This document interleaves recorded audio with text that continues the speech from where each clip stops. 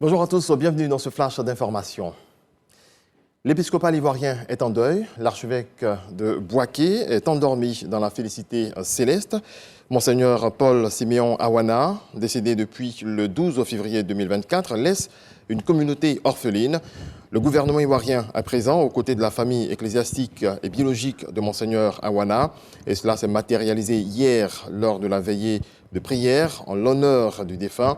Le Premier ministre a marqué sa présence en compagnie de membres du gouvernement, de la classe politique et des différentes communautés. La 14e journée géographique a ouvert ses portes ce lundi 18 mars à Abidjan, initiée par l'Association des géographes de Côte d'Ivoire. Cette plateforme d'échange permet des réflexions approfondies sur les avancées de la géographie. Pour cette édition 2024, le colloque planche sur la décentralisation et les défis de développement territorial après 40 ans d'expérience. Modernisation, digitalisation et mise en place de la démarche qualité. La direction de contrôle financier veut renforcer son approche opérationnelle. L'objectif, mieux maîtriser l'exécution budgétaire et surtout sécuriser l'intégrité des allocutions financières. On voit cela avec Jean-Marc Adjadji. 3 actions majeures entreprises en 2023 par la direction du contrôle financier. S'assurer de l'effectivité des dépenses du gouvernement ivoirien, mesurer la satisfaction des populations par l'évaluation des matières acquises par l'État, vérifier la qualité et la durabilité des ouvrages, ce, grâce à de nouveaux outils digitaux. Nous revendiquons être une des administrations les plus modernes de Côte d'Ivoire. Et notre objectif, c'est de traquer toutes les poches de déperdition de ressources dans la gestion budgétaire de l'État.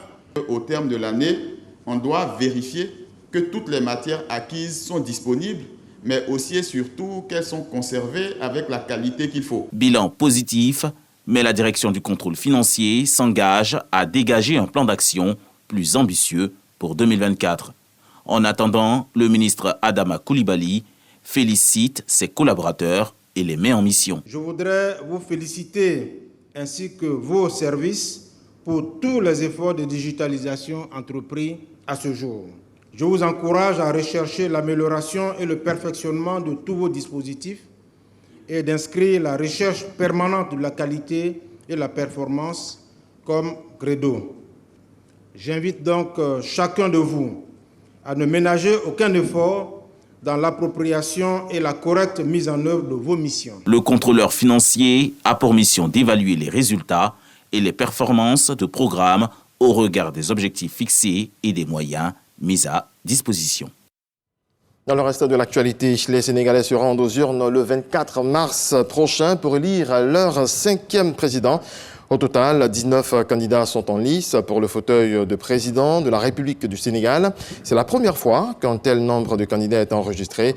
Ils étaient 5 lors de la dernière élection présidentielle en 2019, 14 en 2012, 15 en 2007 et 8 lors de la première alternance en 2000 et en 1993. Cette élection revêt un caractère inédit car, pour la première fois dans l'histoire politique du Sénégal, le chef de l'État sortant ne sera pas candidat. Et puis, une vingtaine de chefs d'État et de gouvernement sont attendus à Bruxelles ce jeudi 21 mars 2024 pour le premier sommet international sur l'énergie nucléaire, comme le présente l'Agence internationale de l'énergie atomique, AEA, qui organise avec la Belgique cet événement. Malgré la catastrophe de Fukushima en 2011 ou la crainte d'un accident à la centrale de Zaporizhia en Ukraine, le sommet illustre la volonté des pays participants de relancer le nucléaire civil, présenté comme une des solutions pour la transition énergétique. Point final, l'actualité revient à 13h.